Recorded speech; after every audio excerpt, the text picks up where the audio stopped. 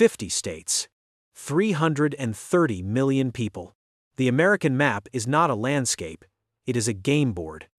And when the lights go out, whether it's a grid-down cyber attack, an EMP, economic collapse, or the unthinkable flash of nuclear exchange, that board changes instantly. 41 of those states become death traps. They are too crowded, too dependent, or too close to the blast zones. They become mass graves. 9 survive. Just 9. I have spent 500 hours analyzing this. I've pulled FEMA impact reports, classified nuclear target maps, prepper intelligence, and scientific studies from Rutgers University and Nature regarding civilization collapse. I've cross-referenced every square mile against the hard reality of physics and human psychology. Because here is the truth nobody wants to tell you. Location isn't just important. Location is the difference between being a protagonist in the survival story and being a casualty in someone else's. A 10-year food supply means nothing in Phoenix when the grid dies in July and the asphalt turns to lava. A bunker full of 5.56 ammo is worthless in Miami when 6 million desperate neighbors realize the grocery ships have stopped coming. The wrong state kills you faster than any disaster. The right state acts as a force multiplier for everything you do. We are going to count down the top 9 states, from 9 to 1, then we will look at the only 6 international locations science says will rebuild civilization after a nuclear winter. But first, you need to understand the rule that governs this entire list. The survival maxim. Rule number 1 of the New World. The best defense isn't a gun, it isn't a bunker, it isn't a stockpile of gold, it is distance. Distance from targets. Distance from desperate populations. Distance from the chaos that turns ordinary, polite people into apex predators. Geography is the ultimate prep. Everything else, your gear, your skills, your seeds, those are just accessories. So, how did we pick the 9?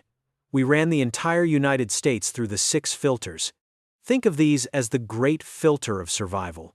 If a state fails one, it's out. Filter 1, nuclear survivability.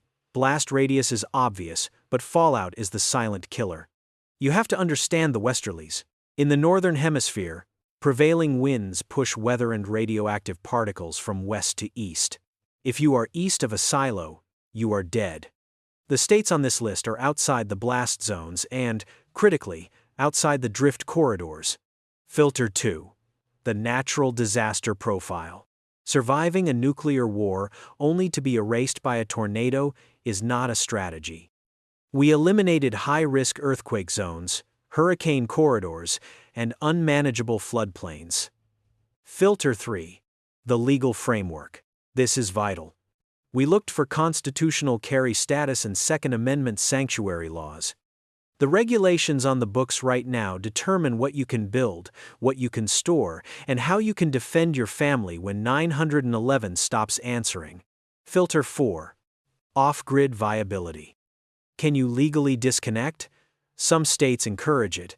Others will fine you, condemn your property, or arrest you for collecting rainwater. We want states that leave you alone. Filter 5. Economic accessibility. A perfect location is useless if you can't afford the dirt. We looked for low land cost per acre and reasonable property taxes. Real entry points for working-class preppers, not just tech billionaires. Filter 6. Community resilience. You cannot survive alone. We looked for existing prepper populations, homesteader culture, and mutual aid traditions. 6 filters. 50 states. Only 9 passed. Let's begin the countdown. Number 9. Maine, the frozen fortress. Sitting in the extreme northeast corner of America, Maine is an anomaly. Population, 1.3 million. 90% forested wilderness. It is the most isolated state on the eastern seaboard. Why does Maine survive a nuclear exchange? Look at the geometry. New York City, Boston, Philadelphia, Washington, D.C., the Boswash Corridoris, the densest target zone in the Western Hemisphere. But geologically, that entire urban cancer sits southwest of Maine. Remember the westerlies. They blow fallout east, out over the Atlantic Ocean. They do not blow north. While New Hampshire and Vermont might catch the edge of the drift, Maine sits upwind of the apocalypse. The geography acts as an atmospheric shield. Then there is the water. While the American Southwest prepares for water wars over dying aquifers, Maine has 6,000 lakes and countless rivers. You don't need complex extraction wells here, you just need a bucket and a filter. The legal framework. Maine has had constitutional carry since 2015, no permit required. The state assumes you are responsible for your own safety. And off-grid living here isn't a movement, it's history. In the northern counties, people aren't preppers in the modern sense. They are just living the way their grandparents lived. No zoning interference. No bureaucrats asking why you have solar panels, but no grid tie-in. The target zones. You want Aroostook County, the county. It is the northernmost, most isolated region, or Piscataquis County, near Baxter State Park. Land here runs $1,000 to $3,000 per acre. Southern Maine, near Portland? That's effectively North Boston. Avoid it. That's where the refugees will hit first. The trade-off. Maine has a defense system that kills the unprepared. It's called winter. -20°C is a standard Tuesday in January. The growing season is compressed into a tight 90 to 120-day window. You cannot just throw seeds in the ground. You need greenhouses and serious caloric planning. But understand this. The cold is a feature, not a bug. It is a white wall. The same ice that threatens you makes it physically impossible for unprepared refugees fleeing Boston to reach you. By the time the Golden Horde figures out Maine exists, the winter will have sealed the border more effectively than any army could. Maine is hard to reach, and hard to survive. That keeps the tourists out. Number 8. Vermont. The disaster-proof anomaly. If Maine is the fortress, Vermont is the bunker. According to FEMA's own historical data, Vermont experiences fewer natural disasters than any other state in America. Not just fewer major disasters, period. No hurricanes hits too far inland. Tornadoes? So rare they make the news for a month. Earthquakes? Statistically negligible. Flooding is the only real threat, and it's manageable if you buy above the water table. If Mother Nature ran a bracket tournament, Vermont wouldn't even qualify to play. Why does this matter? Because in a collapse scenario, you cannot afford maintenance shocks. Every calorie you spend repairing a roof torn off by a storm is a calorie you aren't spending on security or food production. Vermont lets you accumulate resources without nature periodically wiping the slate clean. But the real superpower of Vermont is its social infrastructure. Vermont maintains the town meeting tradition. This is direct, local democracy where citizens gather face-to-face to decide how their town runs. This isn't a colonial reenactment for tourists. It is a functioning, decentralized mesh network of governance. When the federal signal dies and Washington goes silent, these town structures will simply keep working. Vermont has been accidentally training for post-collapse community organization for 250 years. Legal framework. Constitutional carry since 2017. Gun ownership is ubiquitous. Off-grid living is legal in almost all rural areas. 70% of the state is farmland or forest. The food production capacity is built into the landscape. Target zones. Look at the Northeast Kingdom, Vermont's most isolated, affordable corner. Lamoille County. Orange County. Land here is $2,000 to $5,000 per acre. The catch. There is always a catch. In Vermont, it's the cost of admission. Property taxes are punishing. The state extracts revenue through real estate levies that will bleed a tight budget dry. And like Maine, the growing season is short. However, a Vermont prepper told me something that stuck. My neighbor is 5 miles away, but when I need him, he shows up. That is the difference between a population and a community. In a small state, reputation is currency, and in the collapse, currency is life. We leave the frozen forests of the Northeast and head west. We are crossing the Mississippi, entering the empty quarter. Here, the rules of survival change. In Maine and Vermont, you survive by hiding in the woods. Out here, you survive because there is simply no one around to kill you. Number 7. Wyoming, the void. Wyoming is not just a state, It is a geographic statement of indifference to human life. It has the lowest population in America, 580,000 people spread across nearly 100,000 square miles. Let's do the math on that. That is roughly 6 humans per square mile. Not 6 families. 6 individuals. In New York City, there are 27,000 people per square mile. In a collapse, that is a meat grinder. In Wyoming, your nearest neighbor is a ridgeline on the horizon. This is privacy that cannot be purchased in most of the world at any price. It is the ultimate implementation of the distance rule, the legal paradise. Wyoming is arguably the freest state in the Union. Constitutional carry is absolute. They treat firearms ownership as a biological function, not a privilege. There is no state income tax. What you earn, you keep. And off-grid living? It isn't just tolerated, it is culturally assumed. If you live 20 miles down a dirt road, nobody questions why you want to be disconnected. They assume you have your reasons, and they respect them. Energy independence. While Europe and the East Coast freeze during energy crises, Wyoming sits on enough coal, oil, and natural gas to power a small nation for a century. When supply chains break, local resources are king. You aren't importing energy here, you're standing on it. Target zones. Look at the Bighorn Basin, the Powder River Basin, the foothills of the Wind River Range. Here is the shocker. You can still find remote parcels for $500 per acre. That is not a typo. $500 for genuine American wilderness. If you want water access creeks or springs, the price jumps to $3,000, $8,000, but the entry floor is incredibly low. The Yellowstone paradox. I know what you're thinking. What about the supervolcano? Yes, Yellowstone sits in the northwest corner. If it blows, North America is finished. Game over. But here is the risk analysis.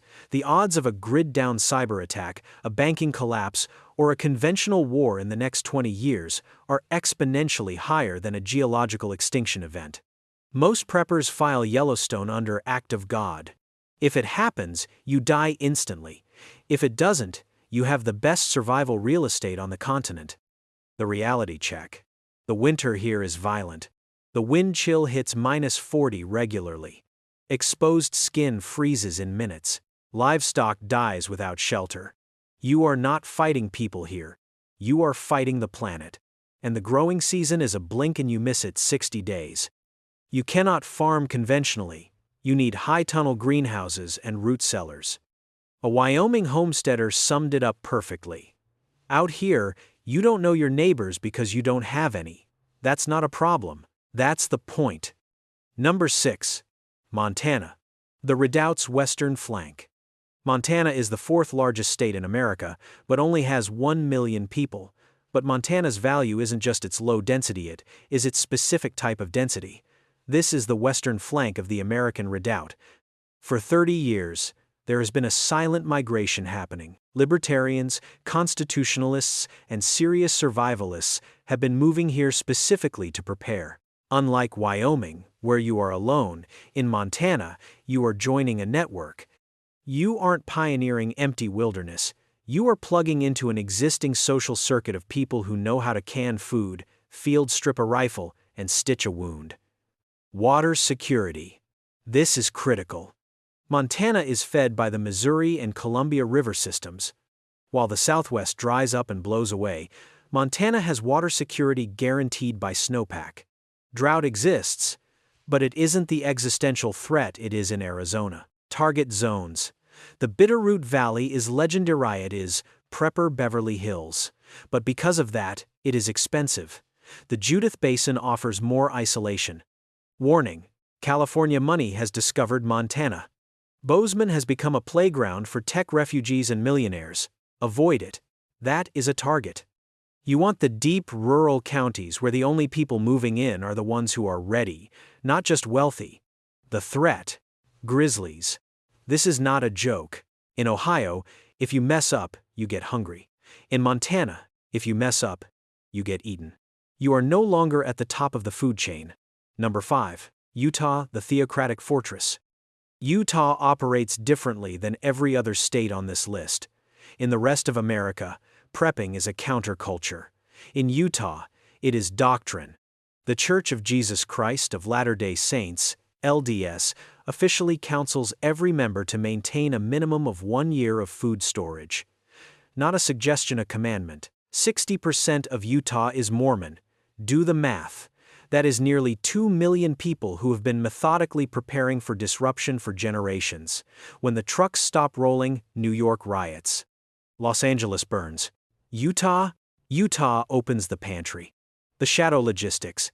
It goes deeper than just basements. The LDS Church operates the bishop's storehouse. This is a massive, parallel supply chain of farms, canneries, and distribution centers that operates completely independent of the global economy. It is essentially Amazon for the apocalypse, but it runs on faith, not Visa cards. They have the Granite Mountain Records Vault, carved into solid rock, nuclear-hardened, designed to preserve civilization's data. They built the backup drive for humanity before most people knew what a hard drive was. Legal framework. Constitutional carry since 2021. The culture is heavily armed and heavily organized. The terrain is mountainous natural defensive barriers that funnel movement into kill zones or observation points. Target zones. Avoid Salt Lake City. It is a major population center and a likely target. Go to Cache Valley near Logan, Sanpete County, or Iron County. Rural Utah is where the math works. The fatal flaw: water. Utah is drying out. The Great Salt Lake is shrinking. Climate projections show the desert reclaiming territory. Long-term, water security is the variable that might kill this option. Utah has the best social software for survival, but its hardware, the land itself, is under immense stress. A Utah local told me, "My grandfather stored food. My father stored food. I store food. We don't call it prepping. We call it obedience." That is a community that doesn't break when the pressure hits. We are now entering the top tier. These aren't just places to hide, these are places to build. We are moving into the freedom belt of the Ozarks, pivoting through the strategic hub of Tennessee, and finally arriving at the citadel itself. Number 4. Missouri Ozarks, the zero regulation zone. Here is a sentence that changes everything for a certain type of person. In much of the Missouri Ozarks, there is no zoning code, no zoning, no building permits, no inspectors. No bureaucrats with clipboards asking to see your septic schematics. In counties like Shannon, Texas, Douglas, and Ozark, the policy is explicit.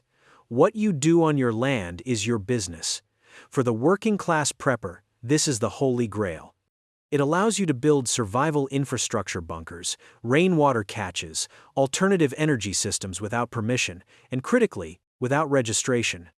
In a collapse scenario, being off every government database is a massive tactical advantage. If they don't know it exists, they can't tax it, regulate it, or confiscate it.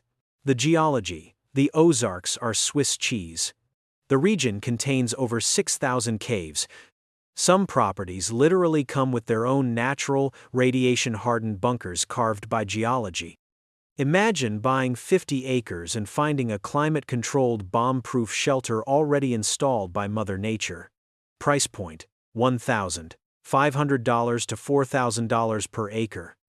You can buy a defensible homestead with a spring-fed creek for under $100,000. Cash. The risk: you are on the southern edge of Tornado Alley. And socially, the isolation can be stark.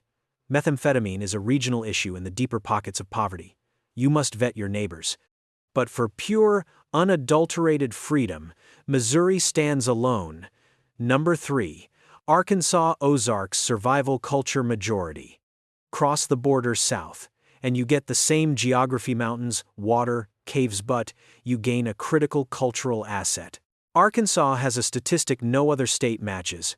Approximately half the population maintains a survivalist mindset, but they don't call it prepping.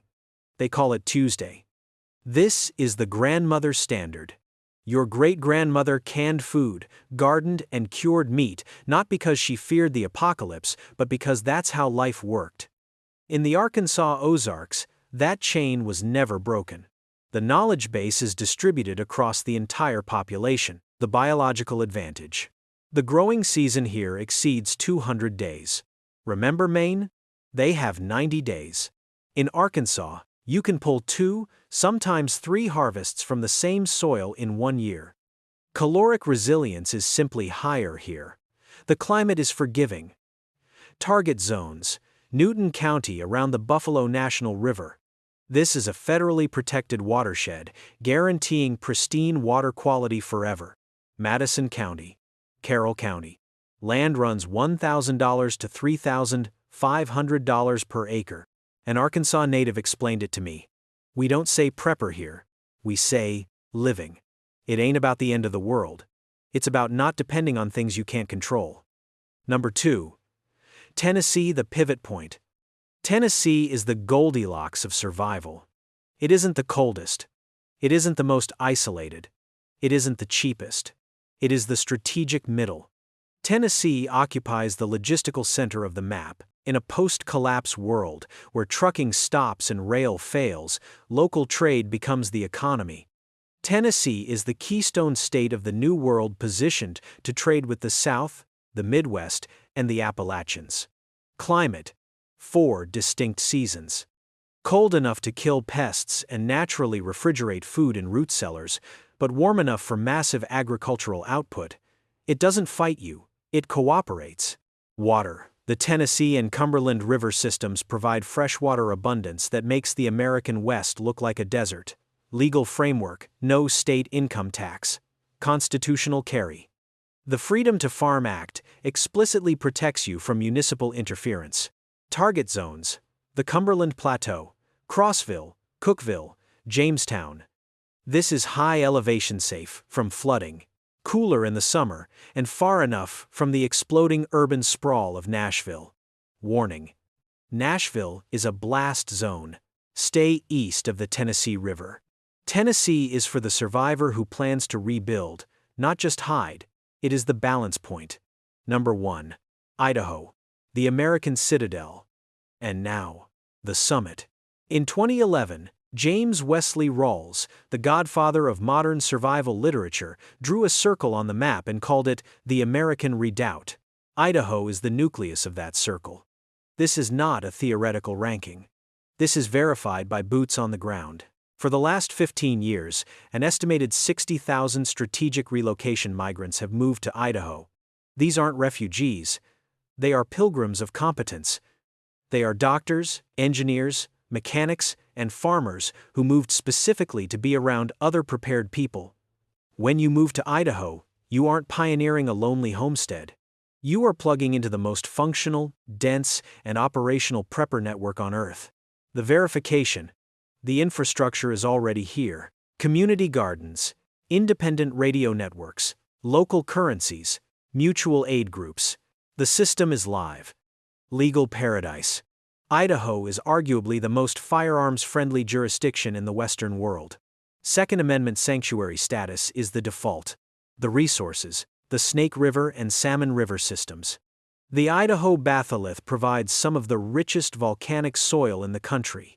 They grow potatoes because the dirt is magic, not because they have to. Target zones, the Panhandle, Bonner, and Boundary counties. This is the highest concentration of preppers in America. However, prices here have skyrocketed. If you are priced out, look at Central Idaho-Clearwater region. More isolation, lower cost, same protection. The verdict. The Idaho, Montana, Wyoming triangle is where American civilization will retreat to, and eventually, where it will rebuild from. Idaho is number 1 because the people who actually did the work, the people who stopped talking and started packing, chose it first. They voted with their feet. All that remains is deciding if you want to join them. For some of you, the United States is no longer the plan. You see a ship that is taking on water faster than it can be bailed out, and you are looking for a lifeboat. We analyzed the entire planet. We looked at Rutgers University nuclear winter models, the Nature Journal Civilization Collapse Studies, and the University of Southampton's Geographic Survival Analysis. We found 6 places that can survive a global catastrophe. But before I give you the list, you have to understand the sword versus shield dilemma. Almost every international paradise offers you a shield geographic isolation and safety, but they demand you surrender your sword, your right to armed self-defense. If you believe that you cannot outsource your security to the government, 90% of the world is automatically disqualified. Let's look at the shields. The disarmed paradises. New Zealand. The billionaire's bunker.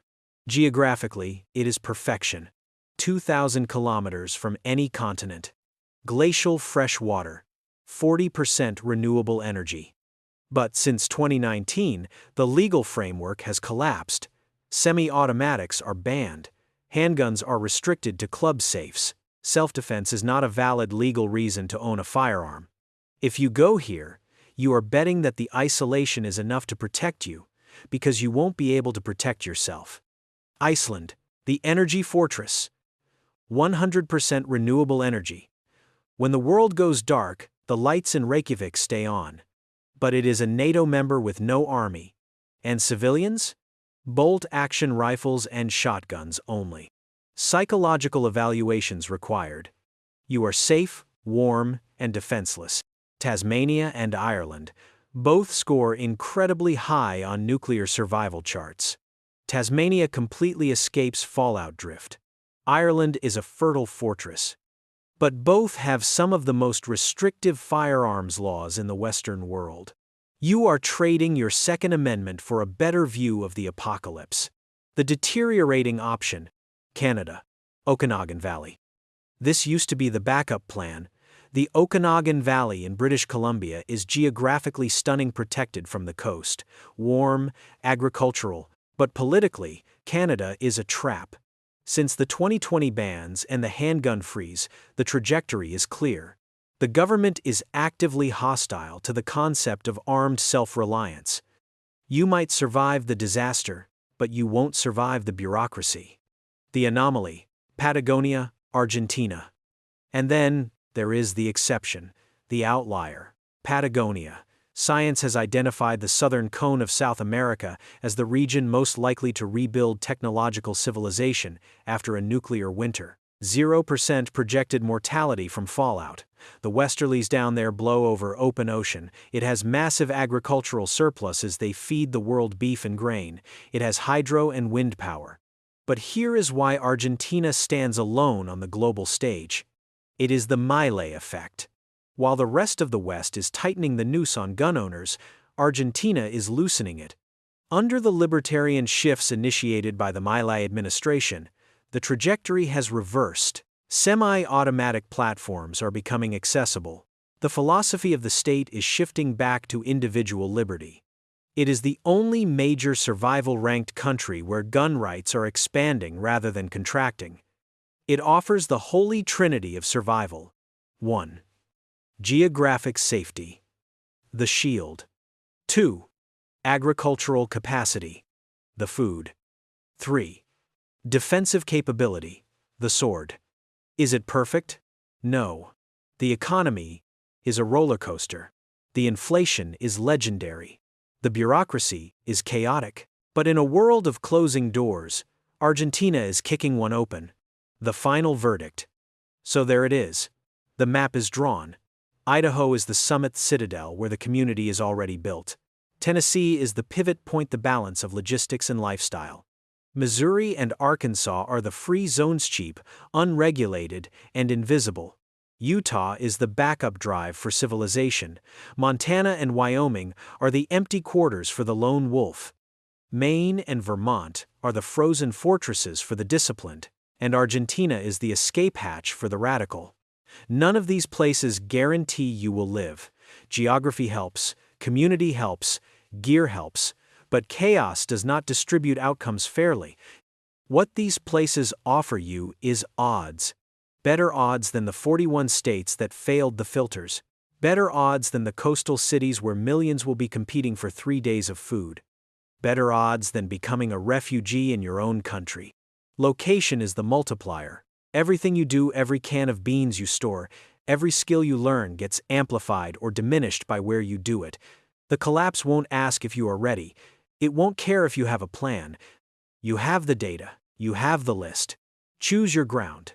Dig in and build your story.